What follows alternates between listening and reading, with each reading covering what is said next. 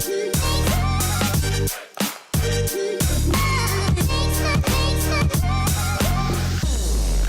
everybody and welcome to this week's Motor Trade Radio podcast powered by eBay Motors Group. It is Saturday the 9th of July and you're joined by myself, Philip Nothard. And me, Curtis Hutchinson. This is episode 35, season 8 of Motor Trade Radio, bringing you all the chatter that matters. Once again, we've gathered together this week's big car retailing stories across the franchised and independent sectors for you to enjoy all in one place, on demand, on your podcast feed. Well, it's been a busy week. Not as busy as Parliament, government, but it's been a busy week anyway in the industry. And we're still here, aren't we, Curtis? We are, yeah. We haven't sacked ourselves or resigned. We're not going anywhere, are we? Everything going on, yeah. We'll try and keep away from politics. There's enough going on politics that fill in the headlines and all the news this week. But we will stick to the automotive industry, and let's hope that some of the politics take the focus away from what's happening in the industry, Curtis? Yeah, I rather suspect anyone tuning into the podcast today is probably thinking, don't mention the B word. Please don't mention the B word. So we won't. Yes. So we've got some shout-outs this week because, I mean, we talked last week about the Robert Forrester interview and we obviously included a snippet on the show as well, or the whole interview at the end, actually. We put the whole interview on the end, didn't we, Curtis? Yeah, it was the full Monty, wasn't it? But it's had some fantastic downloads for obvious reasons. And as we said last week, without being too repetitive, talking about everything from agency model to EV with a touch of politics in there as well. And he did mention, didn't he, that he was in the middle, or he alluded, because we always ask him about obviously expansion and acquisitions, but he did allude that he was on with something, didn't he? He did, yes, because right at the end of the interview, I asked him about acquisitions, and he said, yes, there's stuff in the pipeline. And he actually added that, dealerships and online, and he kind of moved on. And so a certain headline this week caught your eye and it caught my eye, which was in AM. They picked it up and the headline was Virtue Motors strengthens online parts business with wiper blades acquisition. So yeah, they've bought wiper blades. It's a £3.5 million deal. And this really does strengthen their sort of online parts proposition. So I'd like to think we had an exclusive on that, Phil. We did. I mean, he didn't expand on it for obvious reasons, and he wouldn't be able to expand on that. But again, I mean, you can see now, and with Robert and some of the other operators now, how they are starting to diversify. Whether that's leasing or van operations and that e-commerce digital space. And there is a comment there that the acquisition is in line with their strategy to develop ancillary businesses which complement the core business and enrich the digital capabilities to continue to provide technology leading edge services to our customers. So it's again kind of a demonstration of that diversity into other markets, that giving that customer that single experience through the business, and at the same time sort of spreading their exposure into it as well. So I mean, a fantastic acquisition.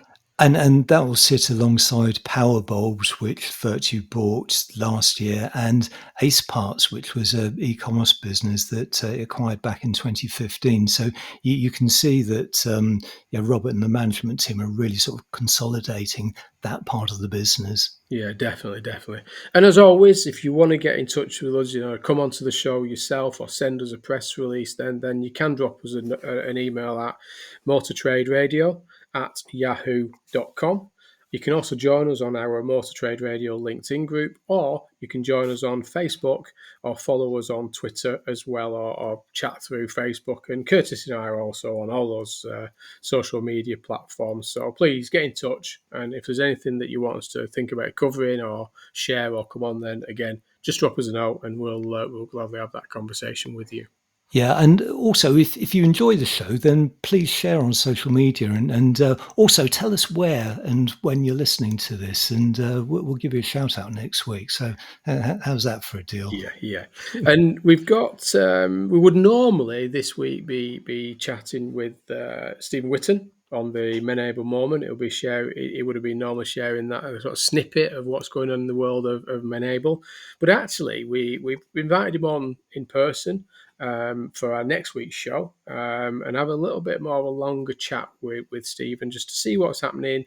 Let him share some of the updates, what's been happening in the world of Menable and some of the activities that are taking place, and something that really, we wanted him to share for himself in terms of some of the impact that Menable is having on the listeners of the podcast and those that are involved with Menable. So more of that next week. So headlines this week from the automotive sector are from AM, Car Dealer, Motor Trader and Auto Retail Agenda. So headlines are new car registrations slump to worst June since 1996. Van sales fall for 6 months in a row, down 23%. Cost of living crisis having knock-on effect on used car prices, says eBay Motors Group. JLR confirms agency move. Consumers' awareness hurdle faces emerging EV brands. I'm looking forward to that story, Phil, because there are a lot of EV brands that are emerging and coming over to the UK, coming over to Europe. And there's an interesting survey on the level of awareness about them. And we'll finish off this week with a look at how Suzuki is ranked among top organizations for customer service. Yeah. So as you say there, Curtis, first story of the week, we've had the new car and van registrations out for the month of June, and it's been covered in AM and Motor Trader for cars and for the LCV this week. So the new car registrations, as Curtis said, they're slumped to the worst since June of 1996, so down 24.3% year on year. And that's down to just short of 141,000. And that takes the year-to-date figure at just over 802,000. So, and that's again the worst first half or H1 since 1992. So, we are still, faced with many challenges of supply right across the sector on the marketplace, and it is starting to hurt the sector now, isn't it? It is, yeah, and the story and the press release that it comes from the SMMT really does highlight these ongoing challenges in component supply, and it makes the point that this is being further exacerbated by COVID restrictions in China, so that's affecting the supply back into Europe, and it really is hampering the industry's ability to fulfill demand, which is something we're talking about now pretty much on a weekly basis. I was interested in some of the fuel stats. So for June, if you look at registrations by fuel, there were only just over 8,000 diesel units sold. So diesel was actually down 46.7% for the month. Petrol was down 28.2%. And in fact, battery electric vehicles were the only fuel sector to rise. So that grew by 14.5% to 22,737 units. So continued strength there in battery electric vehicles, which would be even stronger if those supply lines were better than they are at the moment. And looking at year to date for battery electric vehicles, they're actually up 56% to just over 115,000 units. Diesel down by half to 46,000 units, and petrol down just over 20% to 351,000 units. Yeah, and it was interesting because when we chatted with Darren Martin recently on the used market, and because he was reporting obviously similar figures in terms of values with the challenges for petrol, diesel, but actually he reported that sort of strength starting to appear in the EV sector. And we sort of said, what do you put that down to? Is it down to the cost of living? Is it down to availability, or is it down to the pressures in terms of that sort of fuel pump price on petrol and diesel? And it kind of felt that it was kind of an element of all of them. And you can kind of see that in the new vehicle market, because we know EVs are more readily available than combustion engine at the minute from most of the manufacturers. We know that Tesla benefited throughout 2021 being the highest registration in September of last year, if I'm correct on that one, Curtis. Yeah, I think you are. Because it was about availability. They had the product, they had the vehicles, and they could get them into the marketplace. And that's where it's benefited. So again, you can kind of see where this is starting to take direction now. But choice is improving, availability is improving, and confidence in that sector is improving. But it's quite interesting that you and I were chatting before today's show, and I commented that one of the manufacturers is now struggling to get EV. So the Yeah. order banks are now limited on EV. So now the retailers have now got to start to think and reverse their knowledge training that they've been working through for years about this transition to EV and start to sell some combustion engines, because those are available and they're available with potential discounts into the market. So it's an odd time for retailers at the minute, It because it it is, yeah, and you're right, that's a very difficult conversation for some dealers to be having with their customers who maybe a couple of months ago, they were encouraging to go EV, but now realize they won't be able to fulfill new EV orders. So, probably showing them to, an ICE vehicle yes. that's sat in the corner.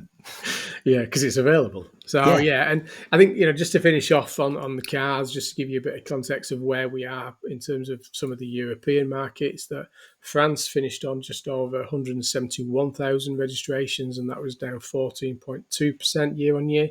Germany finished on just over 224,500 registrations, but still down 18.1% year on year. Spain was finished on just over 89,000 registrations, but slightly shorter, with only down 7.8% year on year.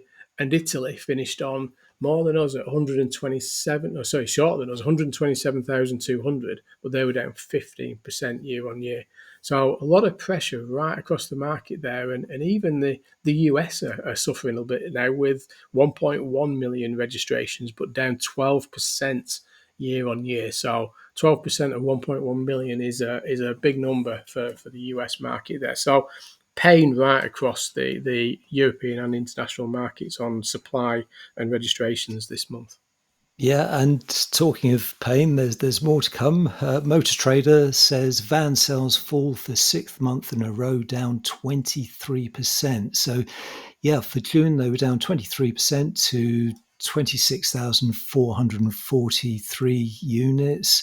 Year to date, that means that the new van market is down nearly by a quarter of 24.6%, and that equates to 144,384 vehicles.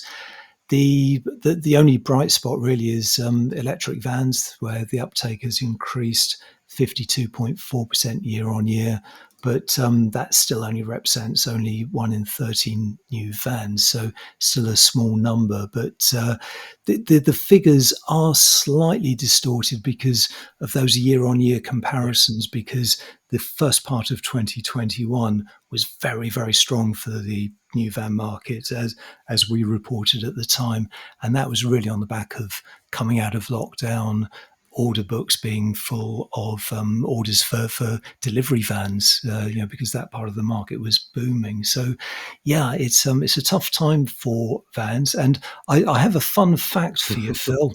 Go on. The best-selling new vehicle in the UK right now, so in the year to date, is the Ford Transit Custom, because that has sold just over 24,000 units, compared with the best-selling car, which is the Vauxhall Corsa, at just over 22,000 units. So a 2,000 unit difference there. So the vans have it. You wouldn't have thought that, would you? Wouldn't have thought No. that many years ago. But as you said, you made the point there. Year-on-year comparisons, even month-on-month comparisons, are distorting these days because of the different seasonal dynamics that we've faced over in recent years.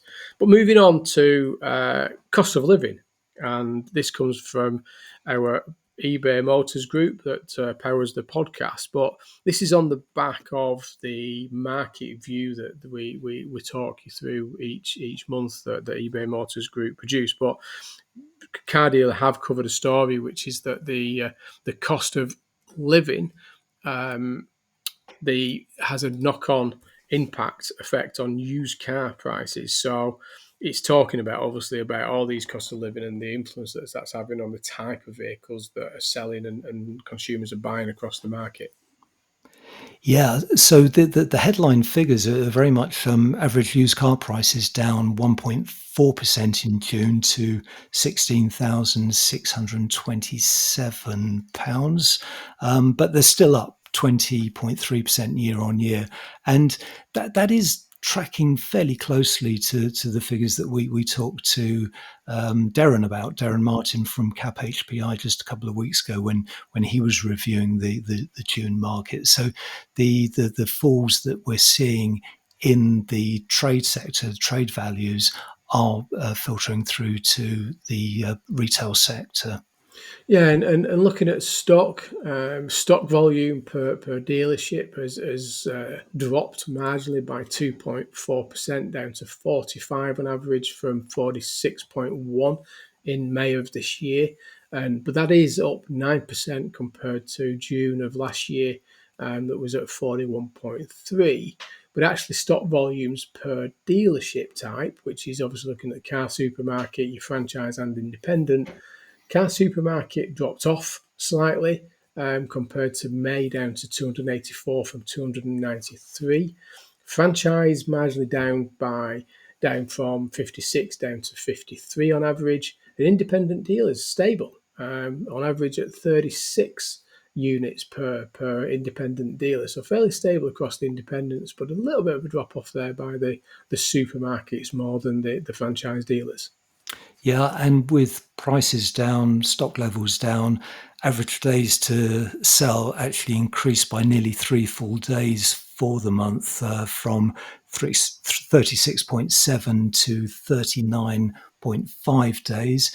The rise was led pretty much by the franchise dealers, because that was up 14% from 31.2 days to 35.6 days, followed by independents up 3% from 45.3 to 46.5 days, while car supermarkets remained pretty steady at 28.5 days, which was on a par with May.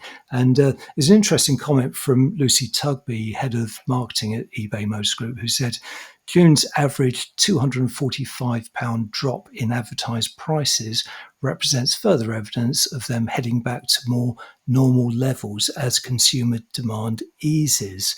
We are now seeing the impact that rising household costs is having on prospective buyers, supporting recent research carried out by eBay Motors Group, which found that 1 in 5 car purchases are being delayed because of the cost of living crisis.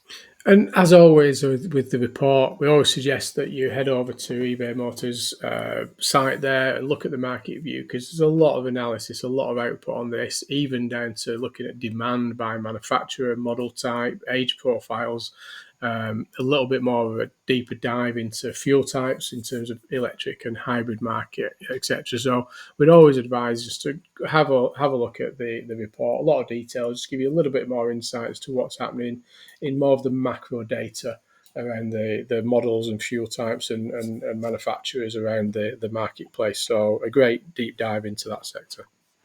You're listening to All the Chat at the Matters on Motor Trade Radio, powered by eBay Motors Group. This is your weekly one-stop shop for all the biggest car retailing headlines from across the media, available on demand wherever you are on your podcast feed. Well, heading over to Auto Retail Network now, and it was announced over the weekend that JLR, Jaguar Land Rover, has confirmed it will move to agency model by 2024. So not long. A little bit slower than some of the others, but still not long and a lot to do. But yeah, I think we were talking on this one that the speaking to Auto Retail Agenda, Rawdon Glover, MD of JLR UK, said that Jaguar Land Rover will transition to direct to customer agency model by 2024. This will improve customer experience and optimizing on offline touch points in line with the digital transformation, and elevate our iconic brand to a level of modern luxury determined by our reimagine strategy. So yeah, this Yeah. got That's very much the corporate stance, isn't it? yeah, this got a mixed review, a mixed It response, I think, is. from what we've seen in social. Yeah, there was a bit of pushback on social, and the piece in Auto Retail Agenda does allude to this because the company JLR told the network that this was all in a online meeting that was held last week. So no agency agreements have been issued yet, but the network was told that it would be cutting retailers' margins on new cars by 1 point. But I think where the pushback is coming from is that this reduction in margin will actually start at the beginning of 2023, so a year before they introduce agency. And this is said to, because it needs to cover the costs of moving to an agency agreement. So, as I say, that is a year ahead of the switch away from franchise agreements. And that cut in margin has not been taken well by the It's network. not, no, no. One retailer quoted in this particular article was saying that they left the online meeting feeling demoralised. Retailers who spoke to Auto Retail Agenda said that the margin cut would be used by JLR to fund customer-facing staffing at the manufacturer, rather than to cover the increased stocking costs the manufacturer would face when it switches to agency. So I think JLR have got a bit of a sales job to do there internally to get the dealers on side. Yeah. But Yeah. I thought also what was interesting in this particular story, Phil, was the hint that used cars might be covered as well, because that was mentioned by JLR at the meeting as a future possibility. Yeah, and I think this is the point, and I've had various conversations in the media around this, that the move to agency, essentially it's going to start off with that new car, but the whole experience, particularly in the nearly new market, they want to make sure that that experience is felt, whether it's a new car you're buying, a 6 month old ex courtesy car, whatever that vehicle is the same. And they do make a comment in this release that clearly that's the way they're going to for new cars, and they're looking at used cars. But I think that was too vague reaction, to gauge reaction from the network. It's a difficult one because we know it's happening. Other manufacturers have been a lot more transparent about upfront for it. Some manufacturers are clearly being sort of taking a stance that they're not looking at it yet. But it's just quite interesting because I think one of the comments I saw that is that they want to take the business away from move to agency, and then they want to cut the margin so we pay for it as well. Yes. Yeah. So I don't know. Some of this is about maybe the deliverance of it, but it's certainly accelerating now across the market. And there's things happening over in Australia that some guys have been over with the MHA guys in the UK, talking to some of the dealer network around agency, what they're experiencing over in Australia. So lots going on this topic at the minute. Yeah, and we will be returning to this probably fairly soon, next week or the week after, because agency is such a hot topic at the moment. It is being talked about so much across the industry. Definitely. So moving over to what Curtis alluded to earlier, and this is a story in AM, and it's come off a survey that What Car have carried out, and this is about consumer awareness hurdle faces emerging EV brands. Now, they're referring to people like Fisker, Neo, Lynx and Co. And I think there's people within the sector that have probably not heard of some of these new Chinese brands that are on the horizon, as you say, coming to the UK or at least coming to the European market. We know that in China there is a lot of manufacturers, in the hundreds of manufacturers. You think there's quite a few in the UK or even Europe, but you look at China in terms of their manufacturer database over there, it's huge.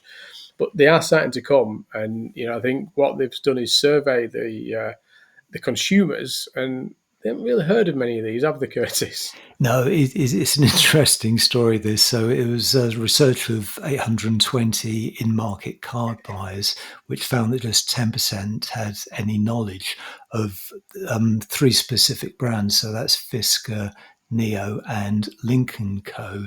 And it goes on to say that more than half, so 56% of those buyers, had not heard of a wider list of brands, which included Faraday Future, which I'll put my hands up. I've never heard of Faraday Future. Fisker, Lucid, Polestar, Rivian, and WM. So yeah, you're right. There's a lot of brands heading this way, and there's a big marketing job to be done if consumers just aren't aware of these brands at the moment. Yeah, and I think on a positive note, I think for the existing brands that are transitioning very quickly across to EV, it's clear from the research here that they do make a comment that consumers would, what if they were moving towards EV, they would look at existing brands to do that, known brands. So, as you say, there seems to be a lot for the new entrants to do, and that's just the standalone ones. I mean, we've got people like Polestar, which sit under the Geely umbrella, which are also part of Volvo, Lotus, to name a few. Interestingly, didn't it talk about BYD in No, this story, which is one of the bigger yeah.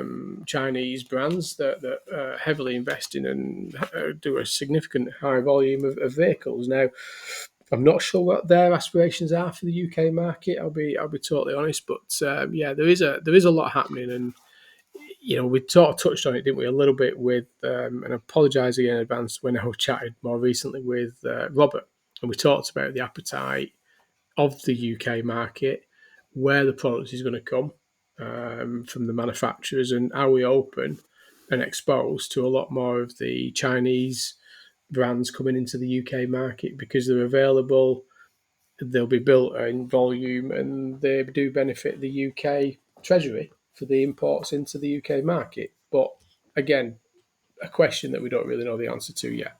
Yeah, and you mentioned BYD, which you're right, is one of the fastest growing EV brands in China.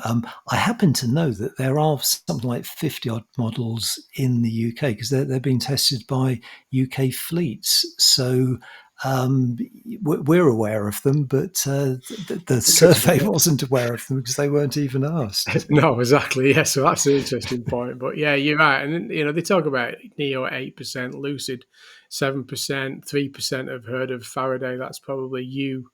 No, that's not you. You're No, not including it's that not 3%. There, me. No, no.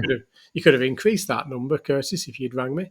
And obviously links and co, etc. So yeah, there is a lot to go in that EV sector, but it is growing. It's growing very, very quickly at the minute. But a great survey there, and like I say, head over to AM Online, and I think you can probably see it all in a bigger content on What Cars website as well, because they do produce it on their site. So, final story this week comes from Car Dealer, and the headline is Suzuki is ranked among top organisations for customer service. So, Del Wyatt's the chief, he's the head of Suzuki Cars in the UK and a regular listener. So, hopefully, he's listening to this item. So, the story is that Suzuki has been named one of the best organisations for customer services in the UK. With the manufacturer ranked joint fifth in the Institute of Customer Service's latest index. And what makes this survey particularly interesting is that it's not just automotive. They actually look at 8 different sectors, so automotive is just one. I've had a look at the survey. So if we, I can identify the other automotive brands and how they fared. So as I say, Suzuki was the top rated. BMW was in joint 22nd position with Jet2 Holidays and Amazon. Honda was 31st. Kia was joint 39th with LV and Superdrug. Nissan was at number 42 with Booking.com, Trivago and Subway. and Mercedes-Benz and Audi tied for joint 49th, which I suspect neither Mercedes-Benz or Audi would be pleased with sharing that particular position. No, and they were next to Premier Inn and Co-op Energy Yeah. of all things. So yeah, interesting again there in terms of that brand strength against non-automotive brands as well on that one. So yeah, Yeah. fantastic insight. And it's interesting seeing who else is in there because, as you say, Suzuki was the top place, so they were number 5, and they tied with Marks and Spencer, which Mm, I think any business would be pretty pleased with that sort of placing at the moment, yeah, scoring 85.9 overall. And if you look at automotive as a whole, so as I say, that was among the 8 sectors, the average level of customer satisfaction for automotive had actually gone up. So it was 1 point higher than in July last year. So that's good news for automotive. yeah, definitely, definitely. So that's it for this week, isn't it, Curtis? Sorry, Yes. it got some interesting stories in there. So yeah, as always, head over to the headlines, the main headlines, and the publications that we've mentioned on today's show. A lot more stories in there. As always, it's always a busy time in the automotive industry. Not quite as some of the other things at the minute, but a lot's going on. Don't go And there, Phil. I'm Don't not. go there. But as I say, if you want to come on the show, want to share something with us, then please do get in contact, or share things on our social channels and get involved. So yeah, but that's it, Curtis, for this week, isn't it?